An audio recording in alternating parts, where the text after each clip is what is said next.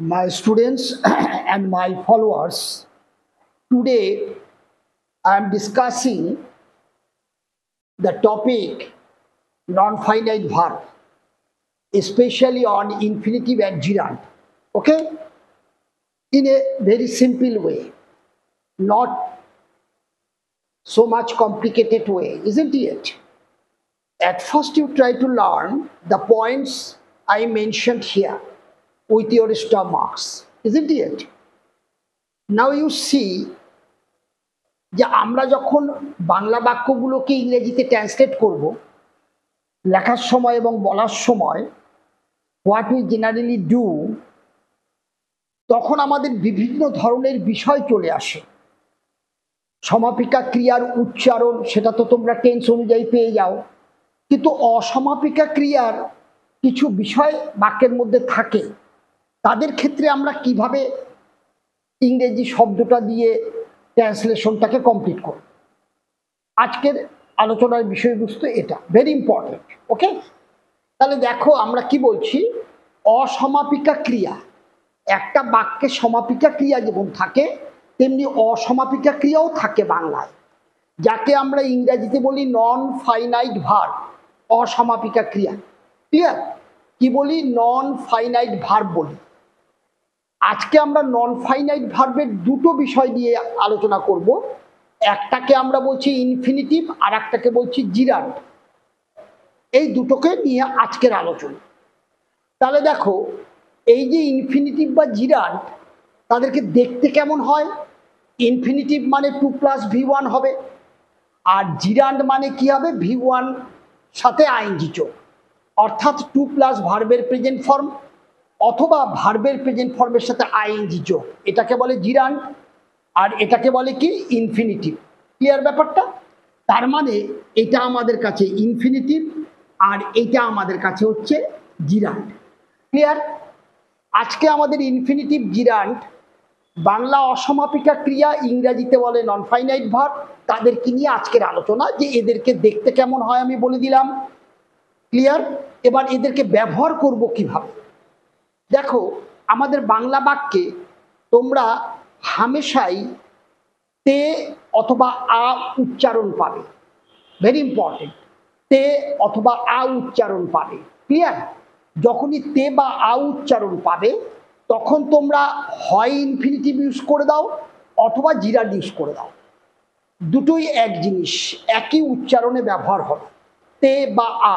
অর্থাৎ বাংলা বাক্যে তোমরা যদি অসমাপিকা ক্রিয়া অর্থাৎ ভার্বের মতো যে অংশটা কাজ করছে, অর্থাৎ যে বাংলা বাক্যের যে অংশটা সম্পর্কে কোনো কাজ বোঝাচ্ছে অথচ তার উচ্চারণে তে বা আয় এসে যাচ্ছে, তখন সেটা বুঝবে তুমি অসমাপিকা ক্রিয়া। একটা বাংলা বাক্য পেয়েছো, সেই বাংলা বাক্যে ক্রিয়ার তো একটা উচ্চারণ হবে, তো ক্রিয়ার শেষ উচ্চারণ কত রকমের হবে আমি যখন তোমাদেরকে টেন্স করিয়েছি, প্রেজেন্ট টেন্সের 4টা, পাস্ট টেন্সের 4টা পার্ট, ফিউচার টেন্সের 4টা পার্ট, 12টা টেন্স যখন আমি করিয়েছি, সেখানে সকল সমাপিকা ক্রিয়া, সকল সমাপিকা ক্রিয়া অর্থাৎ ফাইনাইট ভার্বের শেষ উচ্চারণ কি হবে বলা আছে, তোমরা অলরেডি শিখেছো। আজকে কি বাক্যে অসমাপিকা ক্রিয়ারও উচ্চারণ তোমরা পাবে। যেমন আজকে আমরা যে উচ্চারণ দুটো নিয়ে আলোচনা করব, একটা তে উচ্চারণ, একটা আ উচ্চারণ। যখনই দেখবে একটা বাংলা বাক্যে ক্রিয়া সমতুল্য অর্থাৎ যে শব্দটার দ্বারা কাজ বোঝাচ্ছে অথচ তার উচ্চারণের শেষে তে বা আ আছে, তখনই তুমি বুঝবে এটা অসমাপিকা ক্রিয়া। আইদার সেটা ইনফিনিটিভ দিয়ে করতে হবে 2+V1 অথবা জিরান্ড V1+ING করতে হবে।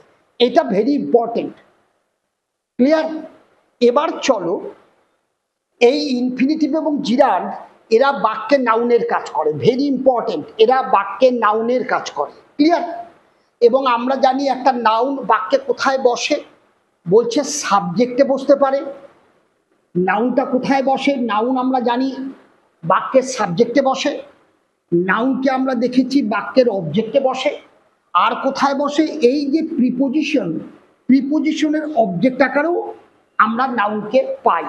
তাহলে একটা নাউনকে যদি বাক্যের সাবজেক্ট অথবা অবজেক্ট অথবা প্রিপোজিশনের অবজেক্ট হিসেবে পাই, আর এই যে ইনফিনিটিভ এবং জিরান্ড এরাও যেহেতু নাউনের কাজ করে, এদেরকেও তুমি বাক্যের সাবজেক্টে, বাক্যের অবজেক্টে এবং প্রিপোজিশনের অবজেক্টে এদেরকে তুমি পাবে বা তুমি লেখার সময় মনে রেখে ব্যবহার করবে। ক্লিয়ার? এবার দেখো কি বলেছি, ইনফিনিটিভ এবং জিরান্ড একই উচ্চারণে বসে, অর্থাৎ আগেই বললাম তে বা আ, একই উচ্চারণে যে কোনো একটিকে তুমি ব্যবহার করতে পারো। তবে প্রিপোজিশনের পরে জিরান্ড বসবে, সেখানে ইনফিনিটিভ বসবে না। অর্থাৎ প্রিপোজিশনের পরে যখন তোমার তে বা আ উচ্চারণ চলে আসছে, সেই জায়গাটায় কিন্তু তুমি ইনফিনিটিভ আর বসাতে পারবে না, সেইখানে তোমাকে কিন্তু জিরান্ড বসাতে হবে। এই একটা জায়গায় তোমার জিরান্ড এবং ইনফিনিটিভের ব্যবহারের মধ্যে পার্থক্য তুমি পাবে। আদারওয়াইজ যখন বাক্যের সাবজেক্ট নর্মাল অবজেক্টে যাবে, সেখানে তুমি জিরান্ড এবং ইনফিনিটিভ যে কোনো একটি ব্যবহার করতে পারো। কিন্তু যখনই প্রিপোজিশনের পরে একটা অবজেক্ট বসানোর প্রশ্ন এসে যাচ্ছে, তখন কিন্তু তোমাকে ইনফিনিটিভ বসাতে পারবে না, সেখানে তোমাকে জিরান্ডই বসাতে হবে। কেন পারবে না বলে দেবো। এটাই হচ্ছে জিরান্ড এবং ইনফিনিটিভের ব্যবহারের পার্থক্য, কোন জায়গাটায় পার্থক্য ঘটে যায়। ক্লিয়ার? তাহলে এই যে পয়েন্টসগুলো ভেরি ইম্পর্টেন্ট, এগুলো তোমরা নোট ডাউন করে নাও, আমার আলোচনাগুলো শুনে নাও, তাহলে দেখবে এই ইনফিনিটিভ জিরান্ডের ব্যবহার এবং এরা কিন্তু নন ফাইনাইট ভার্ব ইংরেজি শেখার ক্ষেত্রে ভীষণ গুরুত্বপূর্ণ। ক্লিয়ার? এদেরকে ভালো করে জেনে নিতে পারলে, আমি যেভাবে তোমাদের বুঝিয়ে দিলাম, আমার মনে হয় না যে তোমরা এই জায়গাটা কোনো পয়েন্টে বুঝতে পারোনি। ক্লিয়ার? বারবার শুনে নাও দরকার পড়লে, তাহলে দেখবে কত সুন্দরভাবে আমি তোমাদের শর্টকাট মেথডে বুঝিয়ে দিলাম। এবার আমি এই অংশটা মুছে দিচ্ছি, কারণ আমরা এখানে কতগুলো বাক্য লিখেছি যেগুলো আমাদের এদিকে ট্রান্সলেট করার সময় জায়গার প্রয়োজন পড়বে। ক্লিয়ার? তাহলে এবার চলো আমি এই অংশটা মুছে দিই।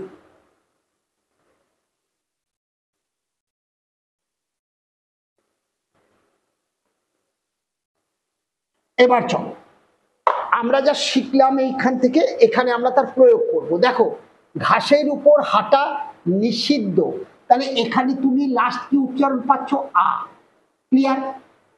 এখানে হাঁটা আ, এটা কিন্তু একটা মানে ক্রিয়ারই উচ্চারণ, কিন্তু সেটা কোনো টেন্সের মধ্যে পড়ে নাই। তোমরা টেন্সের বাংলা বাক্যের ক্রিয়ার টেন্সের যত উচ্চারণ পেয়েছো, সেখানে এই উচ্চারণটা নেই যেটা আতে শেষ হয়। তার মানে এটা তোমার ফাইনাইট ভার্ব নয়, সমাপিকা ক্রিয়া নয়, এটা অসমাপিকা ক্রিয়া, যেখানে ক্রিয়ার মতো দেখতে অথচ উচ্চারণ তে বা আ থাকবে। তাহলে এটা আমার অসমাপিকা ক্রিয়া, very important. Clear?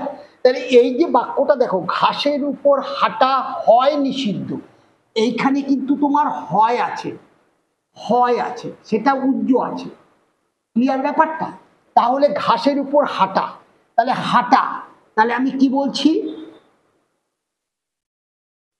Walking. Clear? তাহলে ওয়াক হচ্ছে V1, এটা আমার কাছে V1, তার সাথে আইএনজি যুক্ত ওয়াকিং, হয়ে গেল হাঁটা। ক্লিয়ার? অথবা তুমি যদি এটাকে ইনফিনিটিভ দিয়ে লেখো, তাহলে কি লিখবে? টু ওয়াক, যে কোনো একটা লিখলেই হবে, টু ওয়াক। হয়ে গেল? দুটাই কিন্তু আ উচ্চারণে আছে, যে কোনো একটা লিখলেই হবে। এবার বলছে ঘাসের উপর, তাহলে ওয়াকিং অথবা টু ওয়াক অন গ্রাস,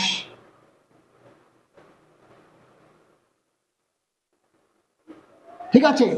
হয় নিষিদ্ধ, তাহলে ইজ ফরবিডেন, নিষিদ্ধ, ফরবিডেন।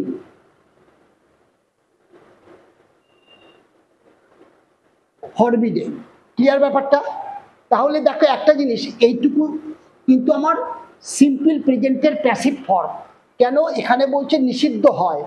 তাহলে আমরা দেখছি সিম্পল প্রেজেন্টে ক্রিয়াপদটার শেষ যদি হ প্লাস এ হয়, তাহলে আমরা দেখেছি সেটা সিম্পল প্রেজেন্টের প্যাসিভ ফর্ম। ঠিক আছে? তাহলে অ্যামিজার ভার্বের থার্ড ফর্ম, এটা হচ্ছে আমাদের ভার্বের থার্ড ফর্ম, খেয়াল রাখবে, প্যাসিভ ফর্মে আছে। তাহলে walking on grass is prohibited, forbidden. Clear? এবার চলো, সাঁতার একটি ভালো ব্যায়াম, তার মানে সাঁতার এখানে কিন্তু কি আছে? কাটা আছে। সাঁতার মানেই সাঁতার কাটা। ক্লিয়ার? তাহলে সাঁতার কাটা একটি ভালো ব্যায়াম, সাঁতার কাটা হয় একটি ভালো ব্যায়াম। ক্লিয়ার? তাহলে এই যে সাঁতার কাটা, তাহলে এইটার মধ্যে আমি কি উচ্চারণ পাচ্ছি? আ উচ্চারণ পাচ্ছি। তার মানে আমি কি করে দেব? সুইমিং, সুইমিং অথবা টু সুইম, যে কোনো একটা বসাও। তাহলে সুইমিং হয় একটি ভালো অভ্যাস,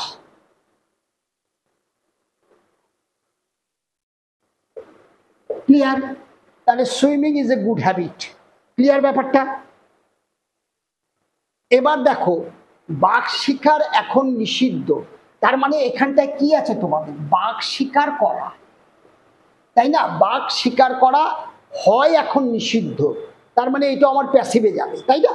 তাহলে বাঘ শিকার করা, তাহলে শিকার করা তার মানে হান্টিং, হান্টিং টাইগার, এটাকে তুমি টু হান্ট বলতে পারো, এটাকে তুমি টু সুইম বলতে পারো, অর্থাৎ এইটাও ইউজ করে দিতে পারবো, একই কোনো প্রবলেম নেই, যতক্ষণ না তোমার প্রিপোজিশনের পরে অবজেক্ট আকারে আসছে ততক্ষণ তুমি জিরান্ড বা ইনফিনিটিভ যে কোনো একটা ব্যবহার করতে পারো। তাহলে হান্টিং টাইগার অথবা two hunt tiger is now prohibited,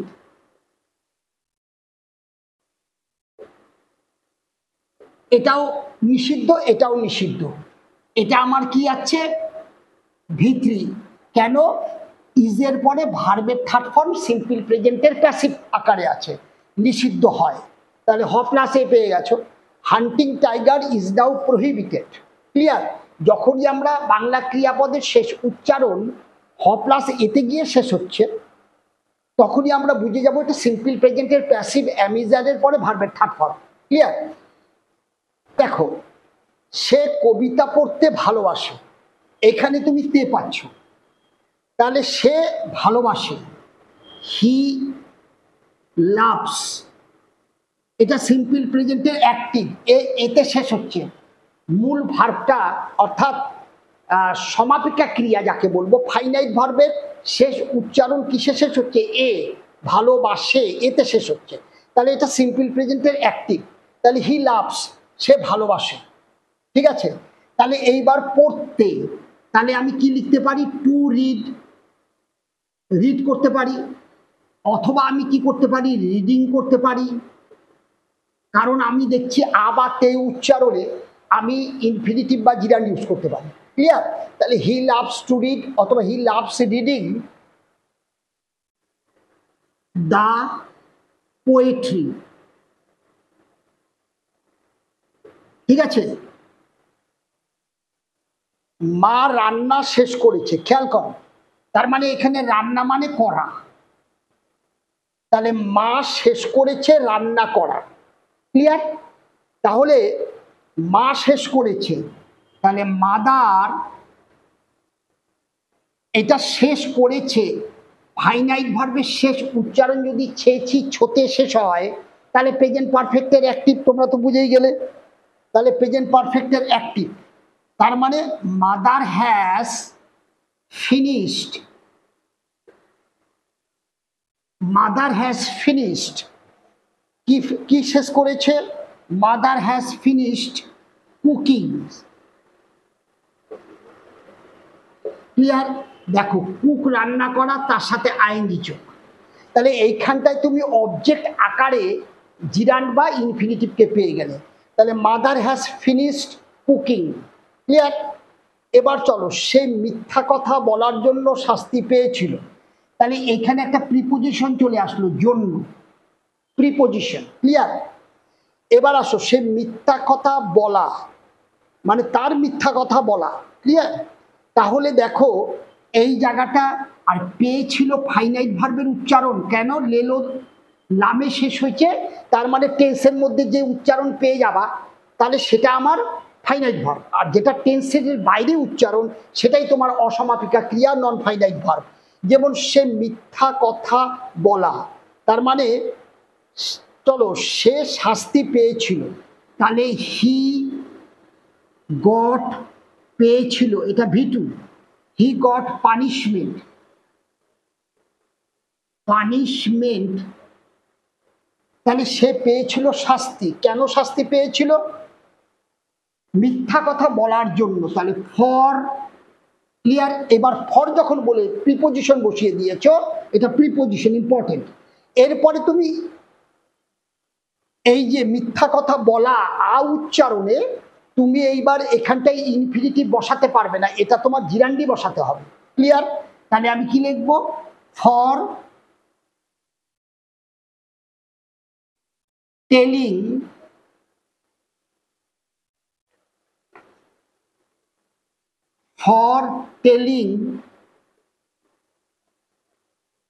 ঠিক আছে, লাই। ফর টেলিং লাই, অত লাইয়ের আগে এও দিতে পারো, অসুবিধা নাই।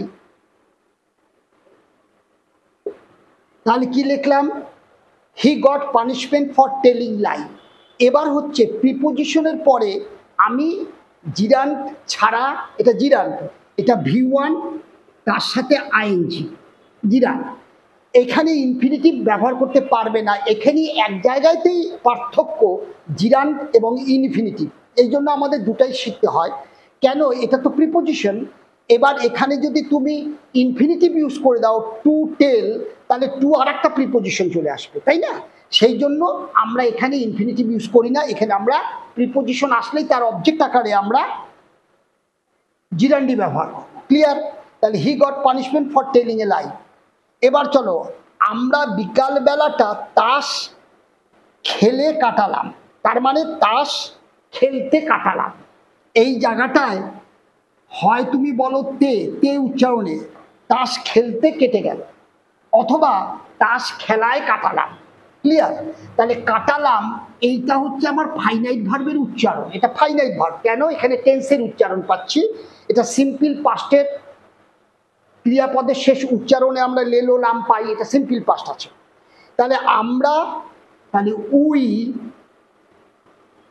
কাটালাম, স্পেন্ট, এটা V2 ফর্মে আছে, সিম্পল পাস্টের অ্যাক্টিভে। উই স্পেন্ট, বিকাল বেলাটা কাটিয়ে দিলাম। তাহলে we spent the afternoon. Clear? তাহলে উই স্পেন্ড দ্য আফটারনুন। এইবার কি করছি, কিভাবে করছি? তাস খেলে। তাহলে এখানে তুমি কি করতে পারো? টু প্লে, অথবা প্লেইং কার্ডস। ঠিক আছে? তাহলে we spend the afternoon to play cards অথবা প্লেইং কার্ডস। ঠিক আছে? এখানে যে কোনো একটা বসালেই হবে, বিকজ এখানে কোনো প্রিপোজিশন নেই। ক্লিয়ার? তাহলে প্রিপোজিশন থাকলে তোমাকে শুধু জিরান্ডি ইউজ করতে হবে। এটা একটা উদাহরণ দিলাম, আর অন্যান্য উদাহরণগুলোতে দেখতে পাচ্ছ যে ইনফিনিটিভ জিরান্ড একই জায়গায় ব্যবহার করতে পারো তে বা উচ্চারণ। ক্লিয়ার ব্যাপারটা? তাহলে এই গেল আমাদের আজকের ক্লাস। ঠিক আছে? Very important. এটা আমাদের শিখতেই হবে। ফাইনাইট ভার্ব যেমন আমরা টেন্স ভয়েস, টেন্স উচ্চারণ দেখে আমরা শিখে ফেলেছি, তার অ্যাক্টিভ প্যাসিভ কখন হবে সেটাও শিখেছি। অ্যাট দি সেম টাইম অসমাপিকা ক্রিয়াগুলো আমাদের জানতে হবে। কোন অসমাপিকা উচ্চারণ, এখানে কোনটা বাংলা বাক্যের মধ্যে কোন শব্দটা অসমাপিকা ক্রিয়া, সেটা ধরতে তোমাদের কোনো অসুবিধা হবে না। একটা সেট আমি দিয়ে দিলাম, অসমাপিকা ক্রিয়ার উচ্চারণ আ বা তেতে শেষ হবে। ক্লিয়ার? এটা এক সেট দিলাম, যেখানে আমি কি ব্যবহার করব? জিরান্ড এবং ইনফিনিটিভ। নেক্সট ক্লাসে দেখবে আমি অসমাপিকা ক্রিয়ার অন্য উচ্চারণ আনবো, সেই উচ্চারণে দেখবে আমি আর একটা নন ফাইনাইট ভার্ব যার নাম পার্টিসিপল, সেটা ব্যবহার করব। ক্লিয়ার ব্যাপারটা? তো এইভাবে বিষয়গুলোকে শিখে নিতে হবে, সো দ্যাট তোমাদের শেখাটা পারফেক্ট হয়, তোমরা ইজিলি ট্রান্সলেট করতে পারো এবং বলার সময় ব্যবহার করতে পারো। ওকে, আজকের ক্লাস এখানে শেষ করলাম। নেক্সট ডেটে ওয়েট করো, আমি নতুন ক্লাস নিয়ে আসছি। অসমাপিকা ক্রিয়া কি করে চিনবে, কোন উচ্চারণে কোন নন ফাইনাইট ভার্ব ব্যবহার করবে। Okay, thank you, have a good day.